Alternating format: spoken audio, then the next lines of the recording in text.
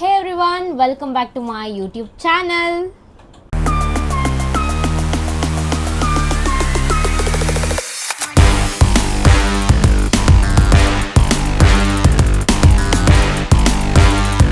Guys already ನೀವು ತಮ್ಮನೇಲಿ ನೋಡಿರ್ತೀರಾ, ಆದರೂ ನಾನು ಎಕ್ಸ್ಪ್ಲೈನ್ ಮಾಡಿಬಿಡ್ತೀನಿ. ಈಗ ಒಂದು ರೀಸೆಂಟಾಗಿ ಅಲ್ಲ, ಮೊನ್ನೆ 2 days ಬ್ಯಾಕ್ ನಾನು ಇನ್ಸ್ಟಾಗ್ರಾಮಲ್ಲಿ ಸ್ಟೋರಿ ಹಾಕಿದ್ದೆ. ಫಿಸಿಯೋಥೆರಪಿ ಬಗ್ಗೆ ಏನೇ ಕ್ವೆಶನ್ಸ್ ಕೇಳಿ ನಿಮಗೆ ಡೌಟ್ ಇದ್ದರೆ ನನ್ನ ತಂಗಿ ಹತ್ರ ಆನ್ಸರ್ ಮಾಡಿಸ್ತೀನಿ ಅಂತ. ಸೊ ಇವತ್ತು ನಮ್ಮ ಜೊತೆ ಆನ್ಸರ್ ಮಾಡೋಕ್ಕಿದ್ದಾರೆ ನನ್ನ ತಂಗಿ ಮಿಸ್ ಶ್ರೇಯಾ ಬಾಯ್ ಆರ್. Welcome to my YouTube channel. Okay, late ಮಾಡೋದು ಬೇಡ, ತುಂಬ ಲ್ಯಾಗ್ ಮಾಡೋದು ಬೇಡ. ಕ್ವೆಶನ್ಸ್ ಕೇಳಿಬಿಡೋಣ. ನಾನು ಕ್ವೆಶನ್ಸ್ ಕೇಳ್ತಾ ಹೋಗ್ತೀನಿ, ಅವಳು ಆನ್ಸರ್ ಮಾಡ್ತಾ ಹೋಗ್ತಾಳೆ. ಒಂದು 5 slides ಕ್ವೆಶನ್ ಇಟ್ಕೊಂಡಿದ್ದೀನಿ ಗೈಸ್. ಆ್ಯಂಡ್ ನನಗೆ ಇನ್ಬಾಕ್ಸಲ್ಲಿ ಕೇಳಿರೋ ಕ್ವೆಶನ್ಸು ಇಟ್ಕೊಂಡಿದ್ದೀನಿ, ಅದು ಬಿಕಾಸ್ ಬೇರೆಯವ್ರಿಗೆ ಅದು ಯೂಸ್ ಆಗ್ಬೋದು ಅಂತ. Okay, let start.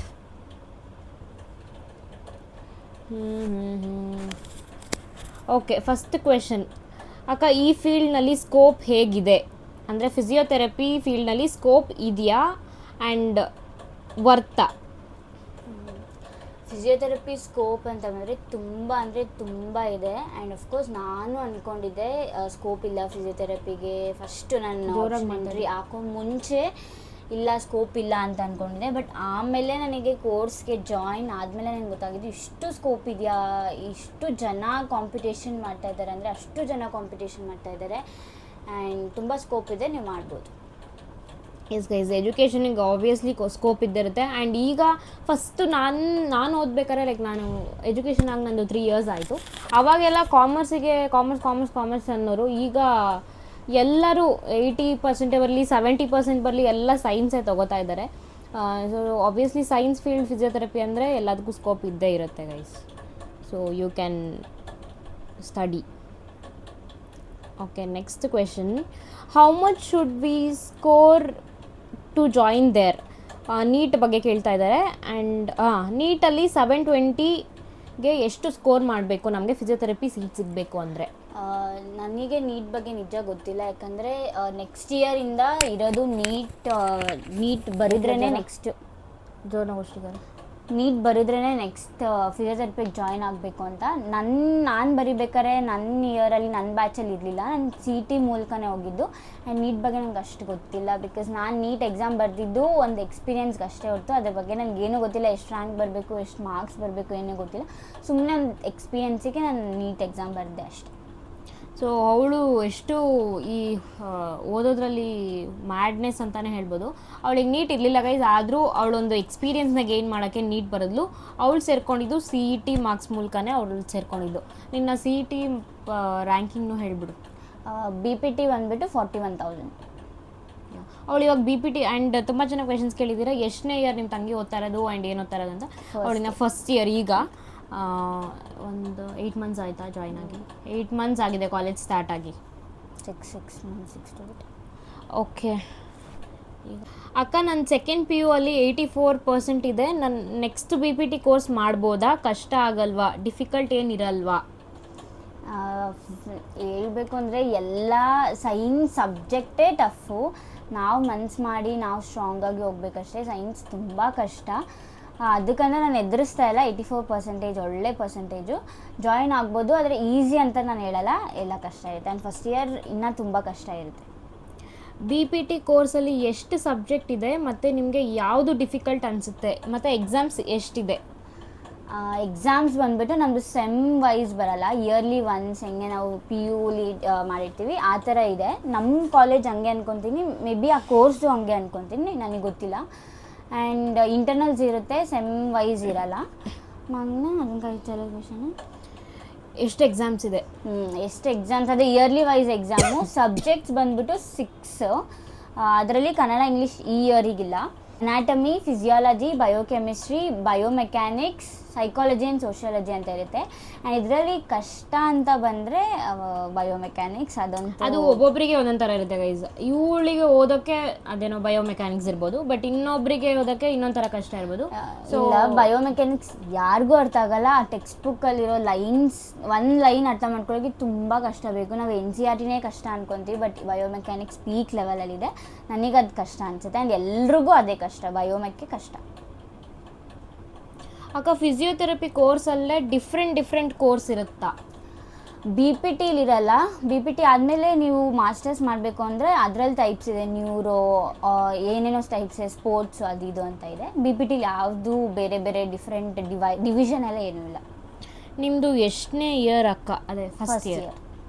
BPT ಕೋರ್ಸ್ಗೆ ಯಾವುದಾದ್ರೂ ಬೆಸ್ಟ್ ಕಾಲೇಜಸ್ ನಿಮಗೆ ಗೊತ್ತಿದ್ರೆ ಹೇಳಿ ಬ್ಯಾಂಗ್ಳೂರಲ್ಲಿ. ನನಗೂ ಕಾಲೇಜಸ್ ಬಗ್ಗೆ ಗೊತ್ತಿಲ್ಲ. ನಾನು ಹೆಂಗೆ ಈ ಕಾಲೇಜಿಗೆ ಸೇರ್ಕೊಂಡಿದ್ದು ಅಂತಂದರೆ ಅದೇ ಆಪ್ಷನ್ ಎಂಟ್ರಿ ಮೂಲಕ, ಕೌನ್ಸಿಲಿಂಗ್ ಮೂಲಕ ನಾನು ಸೇರಿದ್ದು. ನನಗೆ ಹತ್ರ ಆಗುತ್ತೆ ಅಂತ ಅಷ್ಟೇ ನಾನು ಈ ಕಾಲೇಜಿಗೆ ಸೇರ್ಕೊಂಡಿದ್ದು. ಈ ಕಾಲೇಜ್ ನನಗೆ ಫಸ್ಟು ಗೊತ್ತಿರಲಿಲ್ಲ. ನಿಮಗೆ CT ರ್ಯಾಂಕ್ ಬಂದಿಲ್ಲ, ನೀಟ್ ರ್ಯಾಂಕ್ ಬಂದಾಗ ಯಾವ್ದು ನಿಯರ್ ಬೈ ಅನಿಸುತ್ತೆ ಆ ಕಾಲೇಜ್ ಸೇರ್ಕೊಳ್ಳಿ, ಇಲ್ಲಾಂದರೆ ಟಾಪ್ ಕಾಲೇಜಸ್ ಏನಾದರೂ ಸಿಕ್ಕಿದ್ರೆ ನಿಮ್ಮ ಕಾಲೇಜ್ ಹೆಸರು ಹೇಳಿಬಿಡಿ. ಬೆಥೆಲ್ ಮೆಡಿಕಲ್ ಮಿಷನ್ ಕಾಲೇಜ್ ಅಂತ. ನಾನು ಯಾರಾದರೂ ಕೇಳಿದ್ರೆ ಬೆಥೆಲ್ ಮೆಡಿಕಲ್ ಕಾಲೇಜ್ ಅಂತ ಹೇಳ್ತಾ ಇದ್ದೆ, ಅದೇನೋ ಮುಂದಕ್ಕೆ ಸೇರಿಸ್ಕೊಂಡು ಹೇಳಿದ್ದಾರೆ ಗೈಸ್, ಅದೇ ಅವಳ ಕಾಲೇಜ್ ಹೆಸರು. Okay.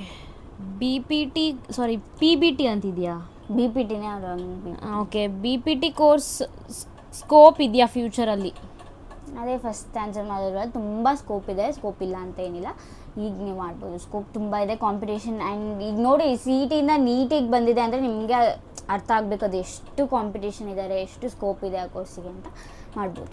BPT ಕೋರ್ಸಲ್ಲಿ neurology, cardiology, sports ಇದೆಲ್ಲ ಕೋರ್ಸ್ ಇದೆ ಅಲ್ವಾ? ಅದ್ರ ಬಗ್ಗೆ ಎಕ್ಸ್ಪ್ಲೇನ್ ಮಾಡಿ ಅಂತ. ಅದು BPT ಇಲ್ಲ, MPT, ಅದೇ ನಾನು ಹೇಳಿದೆ ಅಲ್ವಾ, ಮಾಸ್ಟರ್ಸ್. ಅದು ನನಗೂ ಇವಾಗ ನಿಮಗೆ ನ್ಯೂರಾಲಜಿ, ಕಾರ್ಡಿಯಾಲಜಿ ಎಲ್ಲ ಇಲ್ಲ? ಇವಾಗಿಲ್ಲ. ಓಕೆ. ನಿಮಗೆ ಸ್ಟಾರ್ಟಿಂಗಲ್ಲಿ ಇರಲ್ಲ ಗೈಸ್, ಮಾಸ್ಟರ್ಸ್ ಮಾಡಬೇಕಾದ್ರೆ ಇರುತ್ತೆ. ಫಿಸಿಯೋ ಕೋರ್ಸ್ನಲ್ಲಿ 1 2 3 4 ಇಯರ್ ಸಬ್ಜೆಕ್ಟ್ ಯಾವುದು? ಆ ಸಬ್ಜೆಕ್ಟಲ್ಲಿ ಏನಿರುತ್ತೆ, ಏನು ಕಲಿಬೇಕು ಅದನ್ನು ಎಕ್ಸ್ಪ್ಲೇನ್ ಮಾಡಿ ಅಂತೆ. ಸೆಕೆಂಡ್ ಇಯರ್ ಥರ್ಡ್ ಇಯರ್ ಬಗ್ಗೆ ನನಗೆ ಗೊತ್ತಿಲ್ಲ. ಅದೇ ಫಸ್ಟ್ ಇಯರ್ ಬಗ್ಗೆ ಇದ್ದಿದ್ದು ಸಬ್ಜೆಕ್ಟ್ಸ್ ಹೇಳಿದ್ನಲ್ಲ ಅಷ್ಟೇ. ಅನಾಟಮಿ ಬಂದ್ಬಿಟ್ಟು ಬೋನ್ಸು ಅದು ಇದು, ಬೋನ್ಸಲ್ಲಿ ಏನಿದೆ, ಮಸಲ್ಸ್ ಅದೆಲ್ಲ ತಿಳ್ಕೊತೀವಿ. ಬಯೋ ಕೆಮಿಸ್ಟ್ರಿ ಅಂದರೆ ಅಫ್ಕೋರ್ಸ್ ಸೆಲ್ಸು ಅದು ಇದು ಅಂತ ಇರುತ್ತೆ. And bio mechanics full detail ಎಲ್ಲ ಸೇರಿ ಮೆಕ್ಯಾನಿಕ್ಸಲ್ಲಿ ಇರುತ್ತೆ. ಆ್ಯಂಡ್ ಇನ್ನೊಂದು ಸೈಕಾಲಜಿ ಅಂದರೆ ಬಿಹೇವಿಯರ್, ಅದು ಬ್ಯಾಟರ್ ಆಗೋದು ಅದೇನು ಅಂತ. ಸೋಷಿಯಾಲಜಿ ಅಂದರೆ ಸೊಸೈಟಿ ಬಗ್ಗೆ ನಾವೇನು ಅರ್ಥ ಮಾಡ್ಕೋಬೇಕು ಅಂತ. ಇನ್ಯಾವುದು ಬಿಟ್ಟಿದ್ದೀನಿ? ಬಯೋಕೆಮಿಸ್ಟ್ರಿ ಆಯಿತು. ಅದನ್ನು ಕನ್ಸಿಡೋಕೆ ಅಷ್ಟೇ ಬಿಡು. ಅಷ್ಟೇ ನಾನು 1 ಇಯರಲ್ಲಿ ಎಷ್ಟು ಎಕ್ಸಾಮ್? ಫಿಸಿಯಾಲಜಿ ಇಷ್ಟು ದೊಡ್ಡ ಬುಕ್ ಇದೆ, ಅದು ಬಂದ್ಬಿಟ್ಟು ಎಲ್ಲ ಇನ್ಕ್ಲೂಡ್ ಆಗುತ್ತೆ ಅದರಲ್ಲಿ, ಏನು ಅದು ಇದು ಎಲ್ಲ ಇನ್ಕ್ಲೂಡ್ ಆಗುತ್ತೆ. 1 ಇಯರಲ್ಲಿ ಎಷ್ಟು ಎಕ್ಸಾಮ್ಸ್ ಇರುತ್ತೆ? ಒಂದೇ. ಇಂಟರ್ನಲ್ಸ್ ಇರುತ್ತೆ, ಫೈನಲ್ ಯೂನಿವರ್ಸಿಟಿ ಎಕ್ಸಾಮ್ ಅಂದರೆ ಒಂದು, ಅದು ಮೇ ಬಿ ಸೆಪ್ಟೆಂಬರ್ ಇಲ್ಲ ನವೆಂಬರ್ ಹಂಗೆ ಬರೀಬೋದು ಅಂದ್ಕೊಂಡು. ನಿಮ್ಮ ಕಾಲೇಜಲ್ಲಿ facilities, canteen facilities, hostel facilities ಎಲ್ಲ ಹೇಗಿದೆ? ದೇವ್ರೆ ವಾಟ್, ಇವಾಗ ನನಗೆ ಏನು ಹೇಳಬೇಕು ಅಂತ ಗೊತ್ತಾಯ್ತು. ಚೆನ್ನಾಗಿದೆ ಕಾಲೇಜ್, ಚೆನ್ನಾಗಿಲ್ಲ ಅಂತ ನಾನು ಹೇಳಲ್ಲ. ಬಟ್ ನಿಮಗೆ ಯಾವ್ದು ಹತ್ರ ಆಗುತ್ತೋ, ಇಲ್ಲ ನಿಮಗೆ ಯಾವ ಥರ ಇಷ್ಟ ಆಗುತ್ತೋ ಆ ಥರ ಕಾಲೇಜಿಗೆ ಸೇರ್ಕೊಳ್ಳಿ ಅಂತ ನಾನು ಹೇಳೋಕ್ಕೆ ಇಷ್ಟಪಡ್ತೀನಿ. ನಿಮ್ಮದು CET ರ್ಯಾಂಕಿಂಗ್ ಎಷ್ಟು ಬಂದಿತ್ತು ಅಕ್ಕ? 41,000 BPT. 41,000 ಜಾಸ್ತಿನೇ ಇದು. ನಿಮಗೆ ಈ ಕಾಲೇಜ್ ಹೆಂಗೆ ಸಿಕ್ತು? ನೀವು ಹೆಂಗೆ ಸರ್ಚ್ ಮಾಡಿ ಇದೇ ಕಾಲೇಜ್ ಅಂತ ಚಾಯ್ಸ್ ಮಾಡಿದ್ರಿ?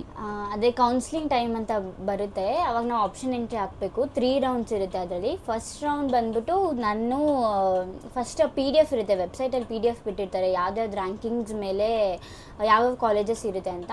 ನಾನು ವಿತ್ ಕಿಲೋಮೀಟರ್ಸ್ ಎಷ್ಟು ನಮ್ಮ ಮನೆಯಿಂದ ಹತ್ರ ಆಗುತ್ತೆ, ನಾನು ನಮ್ಮ ರಂಜಿತಕ್ಕ ಬರ್ತಿದ್ದು ಅದರಲ್ಲಿ ನನಗೆ ಈ ಕಾಲೇಜು ಸ್ವಲ್ಪ ಹತ್ರ ಇತ್ತು, ಹಂಗಂಗೆ ಬೇರೆ ಕಾಲೇಜಸ್ ಎಲ್ಲ ಇಟ್ಕೊಂಡಿದ್ದೆ. ಆದರೆ ನಾನು ಇನ್ನೂ ಈ ಕಾಲೇಜ್ಗೆ ಹೋಗಿ ನೋಡಿರಲಿಲ್ಲ. ಸೊ ಫಸ್ಟು ಹತ್ರ ಇದ್ದಿದ್ದು ಬಂದ್ಬಿಟ್ಟು KTG ಕಾಲೇಜ್ ಅಂತ ಅಂದ್ಬಿಟ್ಟು ನಾವು ಫಸ್ಟ್ ರೌಂಡಲ್ಲಿ KTG ಕಾಲೇಜ್ನ ಫಸ್ಟ್ ಪ್ರಿಫರೆನ್ಸಿಗೆ ಕೊಟ್ಟಿದ್ವಿ. ಆ್ಯಂಡ್ ಅದೇ ಸಿಕ್ತು ರಿಸಲ್ಟಲ್ಲಿ ನಮಗೆ. ಬಟ್ ಆದಮೇಲೆ ಹೋಗಿ KTG ಕಾಲೇಜ್ ನೋಡಿದಾಗ ನಮ್ಮ ಫ್ಯಾಮಿಲಿಗೆ ಅಷ್ಟು ಇಷ್ಟ ಆಗಿರಲಿಲ್ಲ ಆ ಕಾಲೇಜು.